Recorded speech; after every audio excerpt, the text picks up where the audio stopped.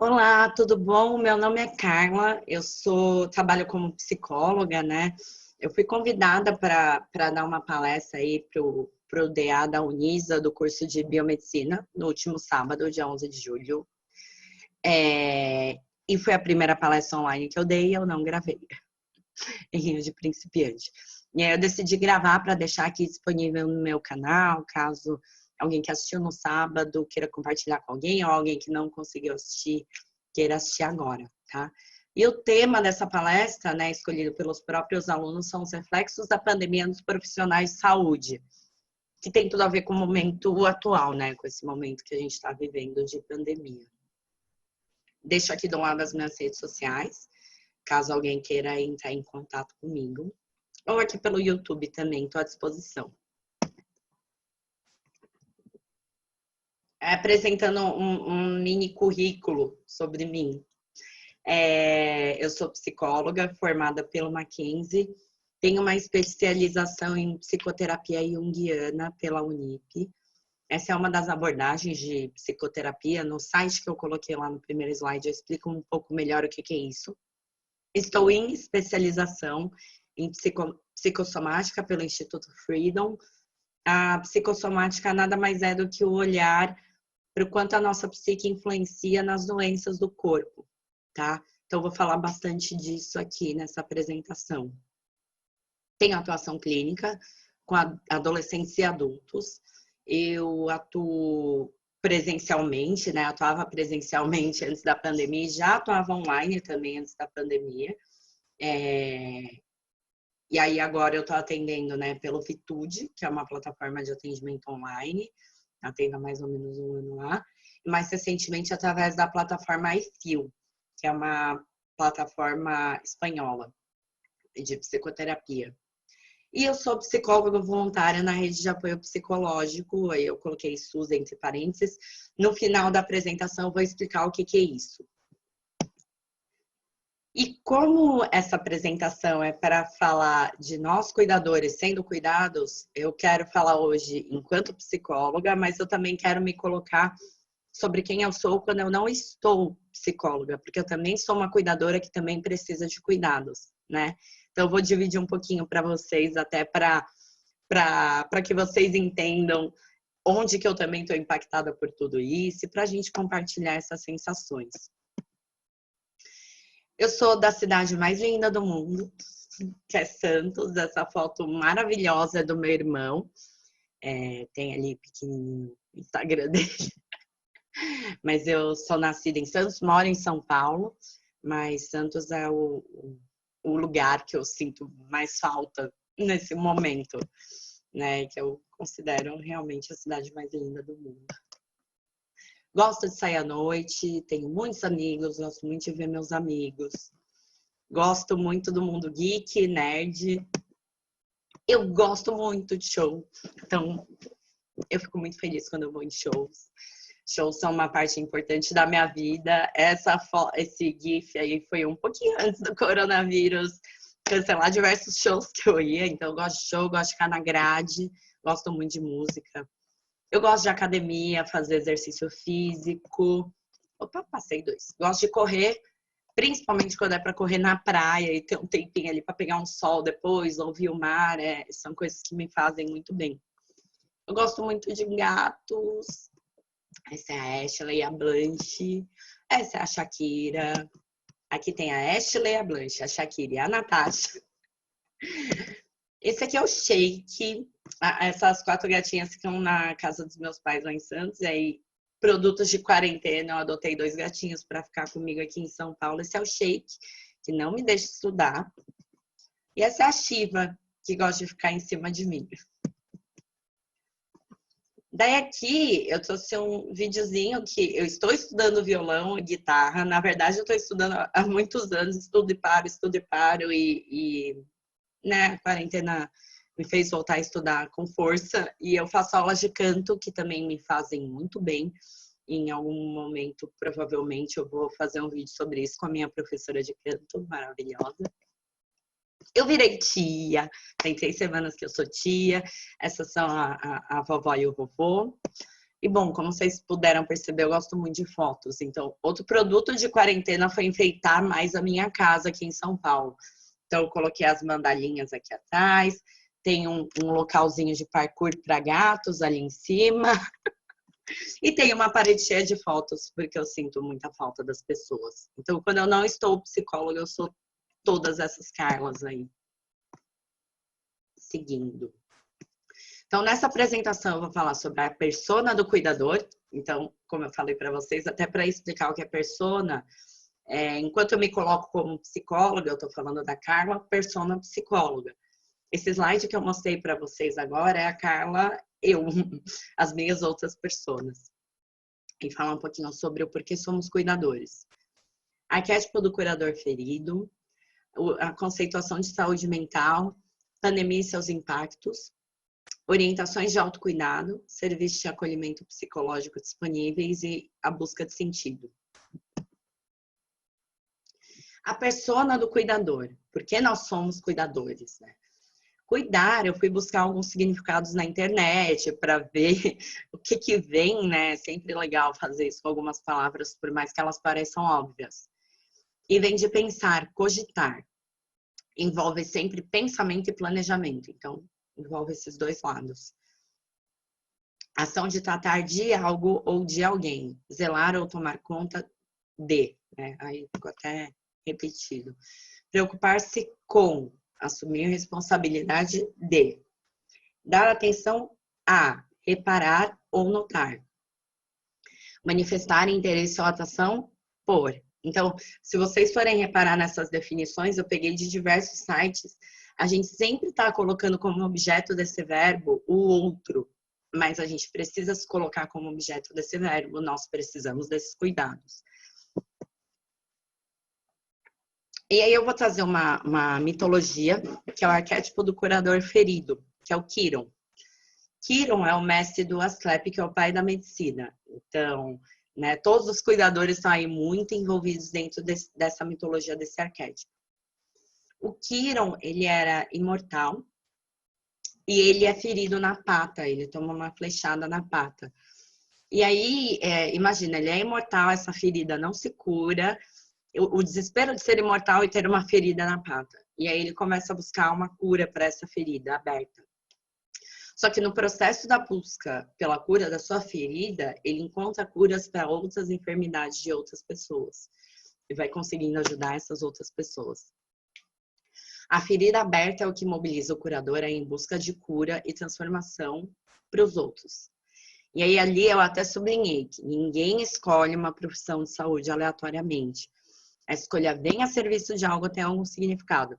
Então, assim, até falando de mim, no início, para mim sempre foi muito claro que eu queria trabalhar como psicóloga, porque eu sempre fui nomeada pelos meus amigos como uma boa ouvinte, como uma pessoa que senta e escuta, desde pequena. Então, naquele momento, quando eu tinha lá meus 12 anos, eu queria ser psicóloga por causa disso. Quando eu tinha 14, 15, eu queria ser psicóloga por outros motivos. Com 20, né, quando eu estava lá na faculdade, outros motivos. E hoje, outros motivos. Então, sempre tem um sentido. Esse sentido pode variar ao longo da vida. Mas esse sentido sempre está ali. Nunca é uma escolha aleatória.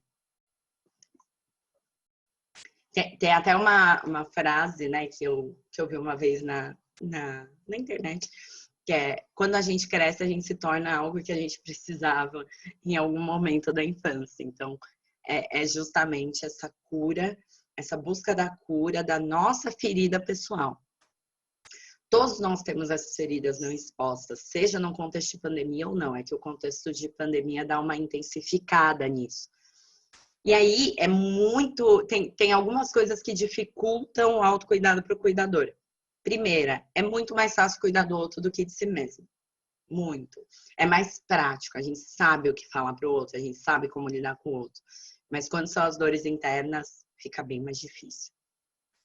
Existe um grande preconceito sobre ocupar-se consigo mesmo, como se fosse um egoísmo ou uma falta de altruísmo, né? É uma coisa que não pega muito bem. E existe uma visão social que o cuidador não adoece, não se cansa, tá sempre ótimo. Daí eu vou até fazer uns memes que eu vejo das páginas de memes de psicologia, que é assim, ai, a minha psicóloga deve ser tão calma quando tá em casa. E aí embaixo, a psicóloga, e sei lá, mostra algum gato miando aos berros, alguma coisa assim. E é isso, assim, tem uma visão social que o cuidador não tem dores, não tem feridas, que o psicólogo não se estressa, que o médico não fica doente. E isso a gente sabe que não é verdade. E aí eu quis fazer o ponto de autocuidado como ética profissional. Aí fazendo alguns trechos de Foucault. O que é ética para ele? A prática reflexiva da liberdade. Então, ter liberdade com uma prática reflexiva por trás. Para que esse exercício de liberdade assuma a forma de um ethos belo, bom, honorável e que possa servir de exemplo, é necessário todo um trabalho do sujeito sobre si. Então, isso é algo importante. Foucault já dizia há um tempinho atrás.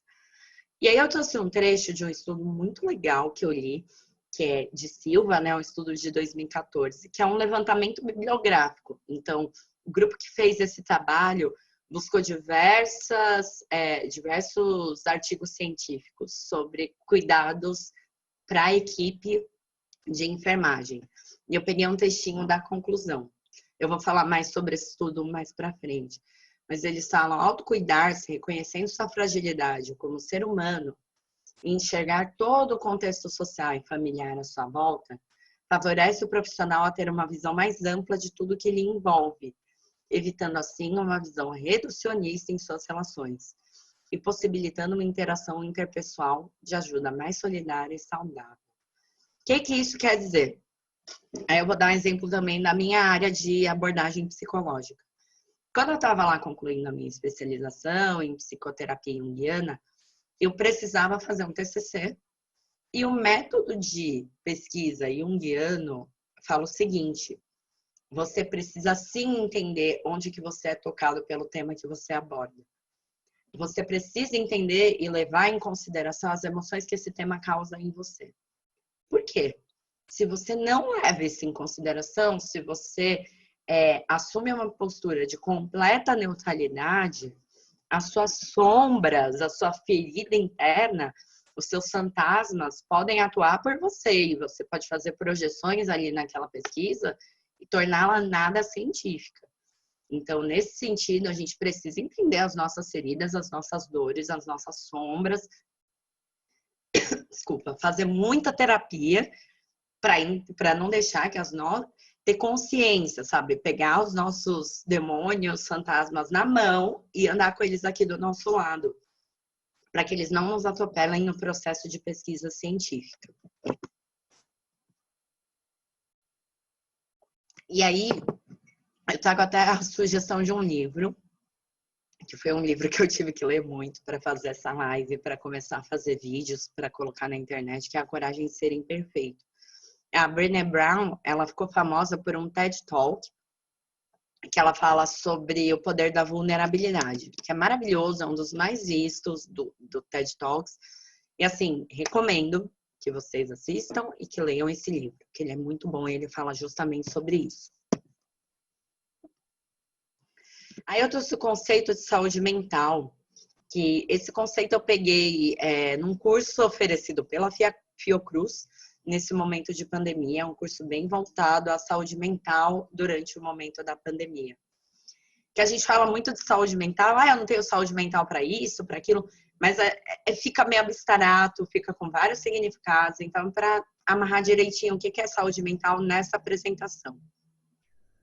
Ter uma boa saúde mental é poder vivenciar as emoções que nos tocam em nosso caminho, conseguir elaborá-las e relacioná-las ao conjunto de vivências que carregamos conosco, transformando e sendo transformados pelos eventos da vida. O que isso quer dizer? É não ruir diante de problemas. A gente sente as dores, a gente chora, a gente não nega os sentimentos ruins, a raiva, não tem espaço para negação. Então, aguentar as porradas, levar as porradas, ressignificar tudo isso e agregar isso nas nossas vivências, ser transformado por essa experiência, ser desenvolvido por isso, não se deixar passar batido. Aí, falando sobre a pandemia, eu peguei alguns estudos, algumas reações que eu tenho ouvido nos meus pacientes e tudo mais. Então, o Covid-19 veio para trazer sensação de desequilíbrio, instabilidade, imprevisibilidade, caos. Muitas pessoas tinham coisas, né, marcadas, viagem, férias, sei lá, curso, vários planos, e a pandemia chegou e falou, não, não vai acontecer, estamos no meio de uma pandemia, lidem com isso, né?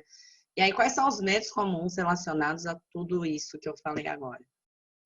O medo de adoecer, medo de morrer. E adoecer não é só do Covid. As pessoas estão com medo de, por exemplo, se eu me machucar, se eu passar mal, se eu ficar doente, como que eu vou para o hospital? Então, o medo de adoecer não é só relacionado ao vírus, é o medo de adoecer no geral. Medo de perder pessoas, então as pessoas estão em distanciamento social de pais, né, avós, tal, porque tem medo de perder pessoas que estão no que a gente fala que é o grupo de risco, né? Enfim, não só do grupo de risco, mas em todos os sentidos. Medo de perder meios de subsistência, medo de... Algumas pessoas até têm uma base ali financeira para conseguir se manter, mas medo que se esgote. Aí tem a aflição do isolamento social, medo do isolamento social, e agora tem um novo medo surgindo, né? Agora que as coisas estão aos poucos abrindo e se flexibilizando, o medo de sair, o medo de ver pessoas, o isolamento social acabou fazendo, né, com que algumas pessoas tenham medo de ver o mundo lá fora. E assim, no início o isolamento social assustava, agora sair assusta, então não tem muita escapatória, todas as situações estão assustando todo mundo, isso é muito complicado. E o medo de transmitir o vírus.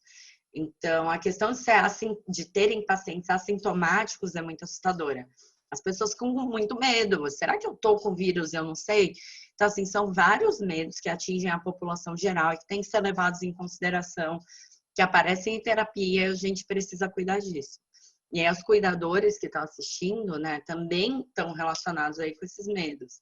E aí vem sensação de impotência, irritabilidade, angústia, tristeza, entre outras várias. Agora, falando especificamente de quem está na linha de frente. Enquanto o mundo se recolheu, eles estavam... o pessoal da área da saúde estava saindo, estava exposto, né? E aí vem outros medos. O alto risco de infecção, rejeição social por estar associada à doença. Então, tem várias matérias que você vê. Fulano é médico, mora num condomínio... e não queriam que ele ficasse que ele não fosse para o condomínio, porque ele pode estar carregando o coronavírus. Então, assim, uma estigmatização, porque a pessoa está lá na linha de frente, está lá se arriscando. Tem também a questão do trabalho sem EPI adequado. Então, eu vi casos de pessoas que estão trabalhando na linha de frente, estão lá coletando o exame, né, o SWAB, e aí colocam uma máscara, e não param para ir no banheiro, não param para fazer mais nada, ficam o dia inteiro ali coletando o exame, porque se parar tem que descartar aquela máscara e pegar uma nova. E tem sempre por mais que alguns lugares, né, que ainda tem EPI, as pessoas têm medo de usar demais e deixar sem em momentos que precisam, né? Então, tem uma economia anterior ao fim do estoque de EPIs. Então, é o medo de não ter EPI adequado e o medo de que isso não dure, que não tenha para as próximas semanas. Tem o desconhecimento a respeito de uma doença que é super nova, que ninguém estudou sobre isso, é tudo novo, está tudo, né, sendo feito enquanto a doença acontece, os estudos, as vacinas, não tem uma medicação ainda que essa é a medicação que resolve a questão do coronavírus. Então, é um desconhecimento completo. Tenho medo de infectar os familiares, então são homens, mulheres que estão lá trabalhando, chegam em casa, não conseguem abraçar os filhos. Teve até um vídeo mais no começo da pandemia de um médico que ficou muitos meses sem ver os filhos, e aí ele se vestiu com aquelas fantasias de dinossauro para poder ver o filho e abraçá-lo. Então as pessoas estão isoladas dentro da própria casa, não estão tendo contato com a própria família, a família nuclear mesmo. E a perda de colegas de trabalho, que traz a realidade das mortes, não só ali para o lugar dos pacientes, mas para um lugar onde os médicos, enfermeiros, tal, estão. Traz para o grupo deles. E aí é aquela coisa, aquela sensação de, putz, está chegando cada vez mais perto. Tudo isso gera sensações de estresse, ansiedade, constante pressão, constante estado de alerta. Então, assim, é a sensação de estar lá trabalhando e ter que ficar ligado o tempo inteiro e correndo o tempo inteiro. E essas pessoas vão para casa e seguem nesse estado de alerta em casa. Pânico, os medos, insônia ou muita sonolência ao longo do dia, desregulação do sono, desregulação do apetite, então, ou falta de apetite ou muita fome, sensação de incapacidade, desespero, não consegue relaxar quando pode relaxar, cansaço pela elevada carga de trabalho, podendo levar uma síndrome de burnout. Lembrando que é possível, sim, ter uma síndrome de burnout fazendo algo que se ama. Então, o burnout geralmente é associado com locais de trabalho que a gente não gosta de trabalhar, tá fazendo uma atividade que não... Não, o burnout, independente de você gostar ou não do lugar de trabalho, gostar ou não do chefe, da atividade, ele acontece. Então, ele é ainda mais perigoso quando você está fazendo uma coisa que você gosta, porque você não sente. E a intensificação de sintomas psiquiátricos que já existiam anteriormente.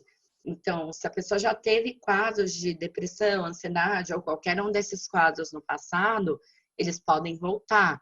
Se eles estavam em um estágio muito inicial, eles podem se tornar intensos muito rapidamente por conta dessas sensações e desses medos.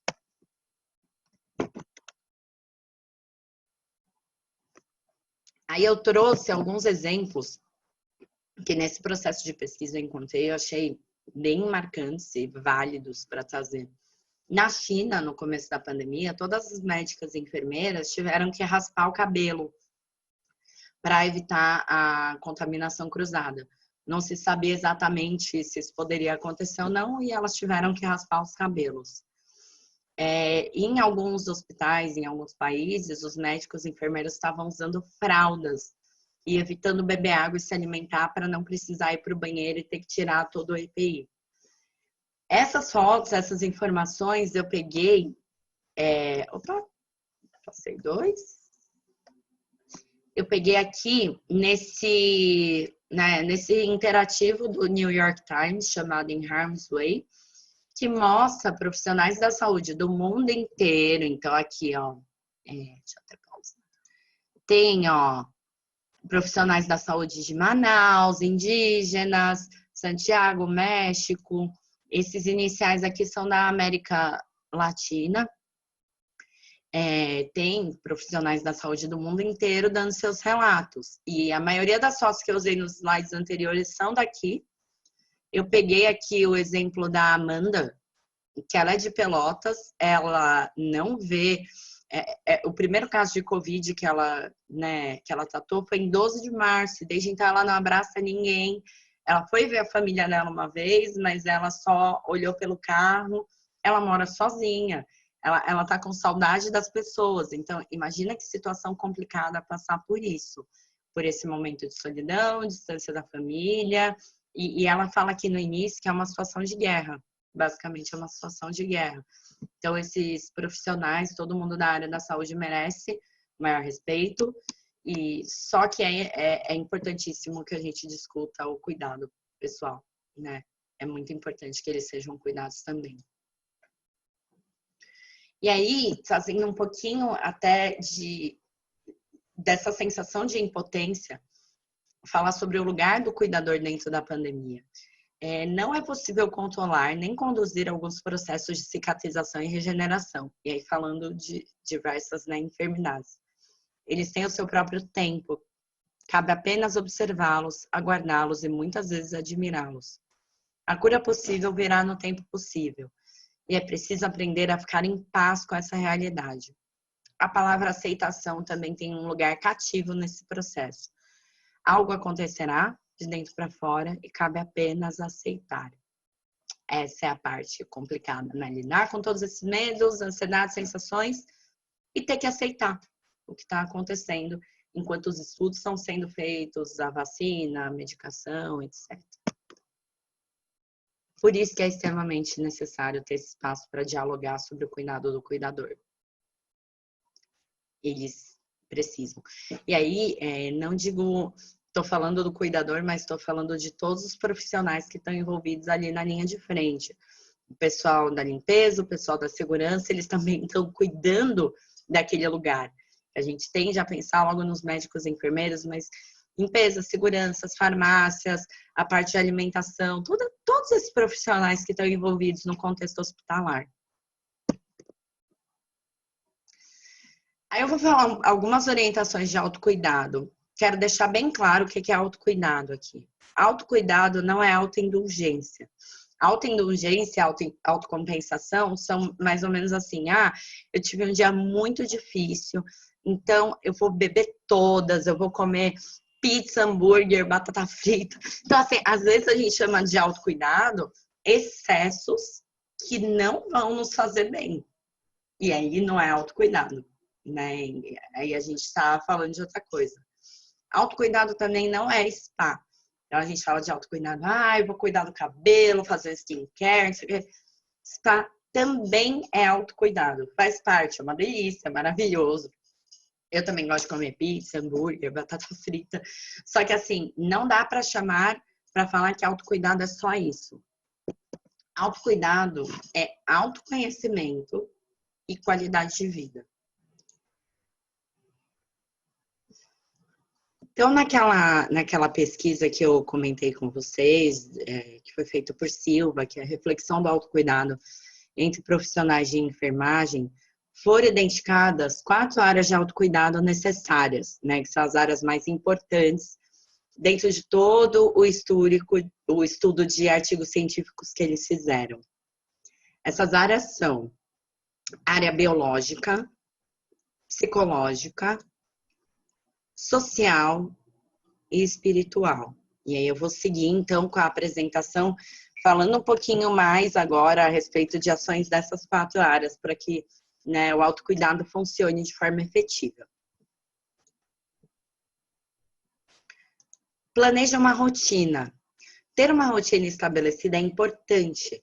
Então, nesse momento de descontrole, nesse momento, né, que as coisas saíram completamente do que a gente podia prever para o ano de 2020, ter o controle, ter essa rotina, passa a sensação de estar com o volante da própria vida nas mãos, sabe? Então, definir horário de acordar, horário de dormir, horário de comer, todos esses horários, a gente precisa ter uma certa definição disso para não se perder, tá?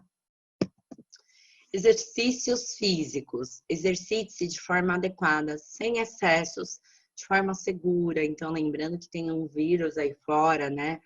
Tenta manter uma rotina diária de exercícios, 15, 30 minutos por dia, mais ou menos. Não precisa ser 3 horas de exercício por dia. Isso não faz sentido, né? Acaba sendo um excesso. E aí tem várias possibilidades, os aplicativos, vídeo no YouTube, Instagram. Eu moro num apartamento pequeno, eu comecei a pular corda dentro de casa. Então, né, claro, num horário que eu não incomode tanto assim meus vizinhos, mas eu comecei a pular corda dentro de casa. Foi uma descoberta que eu fiz de uma atividade que pode me ajudar. Então, descubra novas práticas. Às vezes eu me pego pegando vídeo de dança, sabe, para aprender a dançar. Então, está sendo, né, um momento até de autodescoberta. Exercícios cognitivos, então leitura, aprender a tocar um instrumento, como eu também tenho feito ali com a guitarra, com o violão, cantar, pintura, crochê, o tricô, aprender a costurar, aprender um idioma, Tem vários cursos gratuitos na internet. Também descubra novas práticas, né? Aí eu vou dar até um exemplo da minha mãe. A minha mãe, ela teve que parar de trabalhar por causa da pandemia. E ela tá costurando, que é uma coisa que ela sempre gostou de fazer e deixou de fazer por muito tempo. E ela tá fazendo várias máscaras lindas e, enfim, isso tá sendo um exercício cognitivo importante para ela. Ache momentos para relaxar, então faça alongamentos, massagem facial. Massagem facial, eu vi um vídeo ensinando que a simples massagem com essa parte dos dedos na testa, algumas vezes assim, já ajuda no relaxamento. Então, nas pausas, tenta fazer um pouquinho disso. Se faça um carinho, né? Técnicas de respiração. Então, tem uma técnica de respiração que você puxa o ar em 5 segundos e solta contando, né, esses 5 segundos também. Só de fazer isso umas 10, 15 vezes já é muito provável que você se sinta melhor. Meditação também tem vários aplicativos disponíveis. A parte dos banhos relaxantes, né? Isso não significa, vai pegar a banheira, ficar lá com a espuma, igual a gente vê em filme, não é isso. O banho relaxante é a sua atividade de banho normal. Todo mundo vai ter que tomar banho. Em um momento ou outro, as pessoas têm que tomar banho, porque tem um vírus aí fora. E ao invés de tomar banho naquele ritmo de, nossa, será que eu passei o condicionador? Será que eu não passei? Tal, de esquecer o que você fez no banho, porque você tá lá pensando no almoço, tá pensando na atividade que você tem que fazer depois. Toma banho prestando atenção no banho. Daí eu coloquei também incenso, óleo essencial. Isso é algo que eu gosto, que me faz bem. Então, né, adicionei aí, me ajuda a relaxar, me ajuda a ficar tranquila. Eu usei antes de fazer a apresentação, coloquei um incenso aqui, pinguei um óleozinho essencial no que eu tenho, né, nesse umidificador de ar que fica por aqui. Então, são coisas que me fazem bem. E aí, recomendo também. Alimentação saudável, uma alimentação mais pro natural possível. Aprender a cozinhar, que acaba entrando como um exercício cognitivo também, para você não ter uma alimentação aí muito desbalanceada. Não tem muitos restaurantes abertos, não tem, enfim, aquela possibilidade para quem está fora o dia inteiro, está trabalhando, está lá na linha de frente de comer em algum lugar. Tenta, né, leva a sua comida, aprende a cozinhar, tenta levar essa vida saudável para você. Isso entra aí como exercício cognitivo. Fuja de excesso de gordura, açúcar, industrializados, mas também é isso, tudo é equilíbrio, né? Porque você vai comer uma pizza no final de semana, dividir com as pessoas na sua casa, que isso é um grande exagero. De novo, não sou nutricionista, mas é a questão do equilíbrio, né? Tem uma grande importância também nos estados mentais. Sono saudável. Tente manter uma rotina de sono. Então, define um horário de acordar, um horário de dormir, mesmo nos dias que você estiver em casa, estiver de folga, enfim. Fica atento às insônias ou excesso de sonolência. Se estiver muito complicado, estabelece um ritualzinho antes de dormir. Então, eu tomo um banho, tomo um chá e vou dormir. Eu tomo um banho, faço uma meditação e vou dormir. Enfim, para o corpo entender que aquele é o horário de descansar. Busque conteúdos e práticas que reestabeleçam a confiança em si. Então, usa a sua experiência, aquilo que já funcionou no passado, né? Coisas que você fez no passado em um momento de angústia, de ansiedade. E funcionou, pode funcionar de novo. Limita o consumo de notícias. Então, assim, se eu ligar a televisão agora, a qualquer horário, vai ter algum canal falando de números, notícias, aí na internet também. Tenta limitar. Cuidado com o que você consome, não só em relação à alimentação, mas a qualidade da informação que você consome. Procura de fontes científicas, né?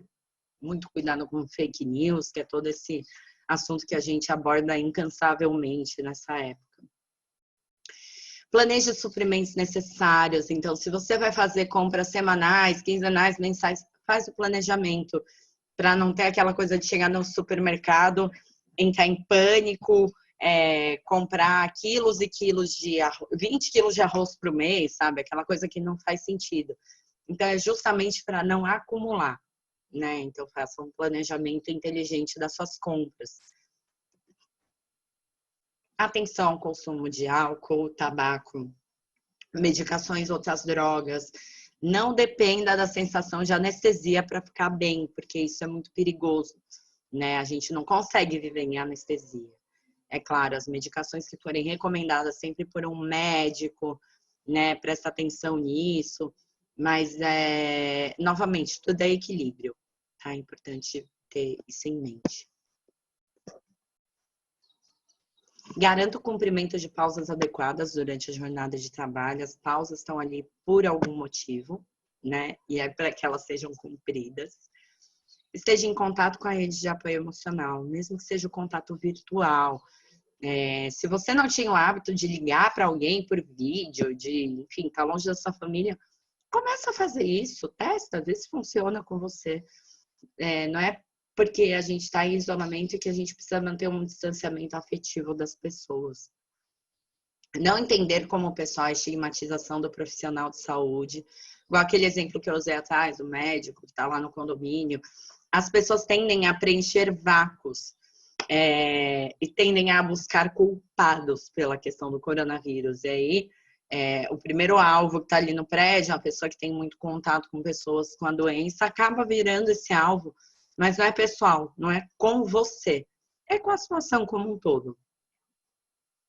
Adapte os seus planos à situação da pandemia. Então, assim, o que você tinha programado para fazer que você não vai conseguir fazer, adia, reprograma.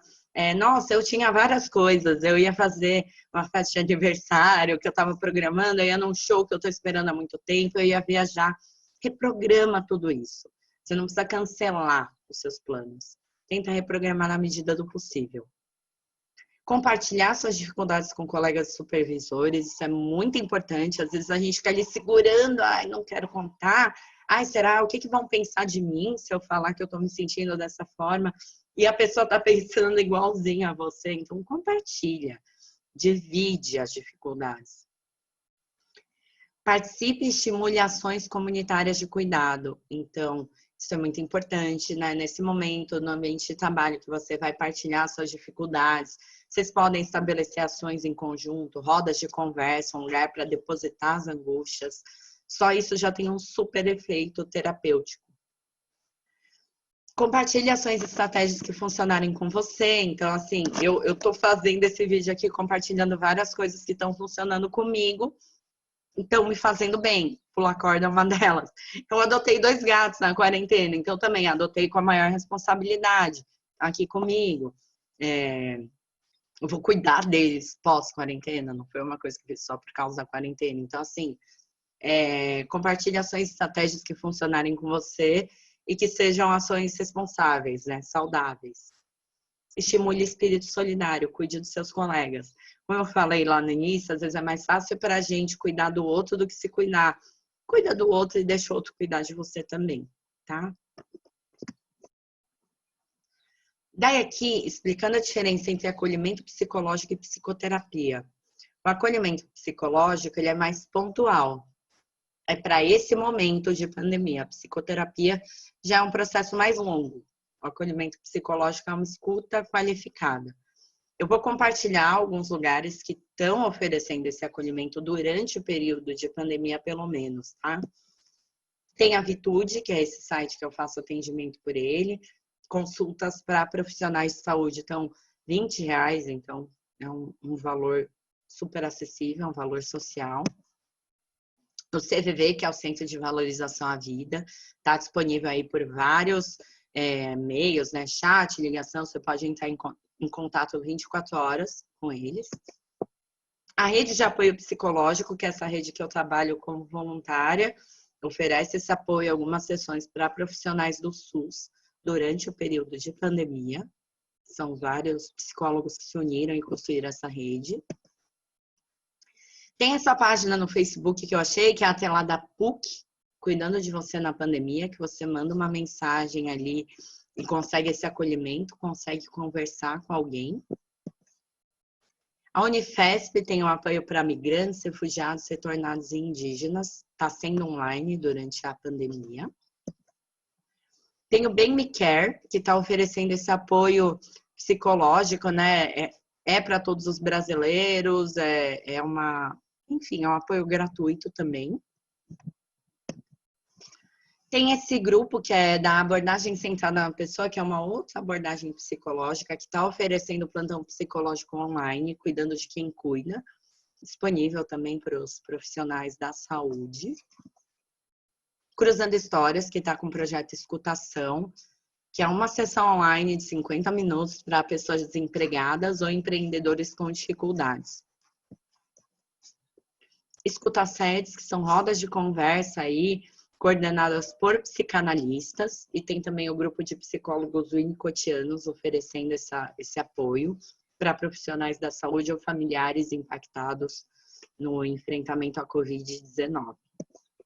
E aí aqui tem um documento que eu achei nessas pesquisas, que tem diversos lugares de serviço de atendimento e apoio psicológico online gratuito para o momento da pandemia.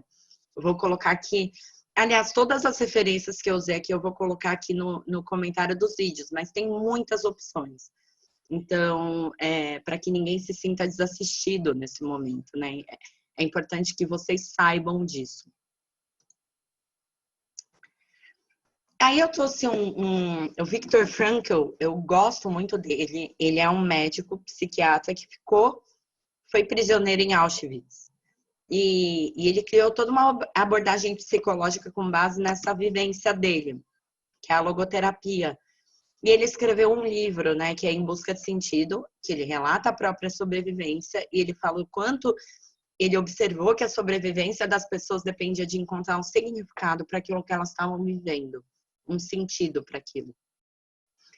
Aí, nos campos de concentração, aqueles que conseguiram manter um senso de significado e propósito em seu sofrimento foram mais capazes de sobreviver às privações e atrocidades da vida diária do que os outros para quem o sofrimento não tinha sentido. Então, assim, eu indico muito a leitura desse livro dele, e até trazendo uma frase dele, ele fala que ele encontrou sentido na vida dele, ajudando as pessoas a encontrarem sentido para as vidas delas. Então, ele também é um cuidador aí, tá junto com a gente. Entende bem e fala muito sobre os pontos que essa apresentação trouxe. Aí, algumas perguntas para reflexão, pessoal. Qual sentido posso dar ao que eu estou vivendo nesse momento? Estou em contato com as minhas feridas pessoais ou estou negando a existência delas? Espero que essa apresentação possa te levar à reflexão e que você termine esse dia separando um tempinho para se cuidar. É isso, muito obrigada. Em caso de dúvidas, eu estou à disposição.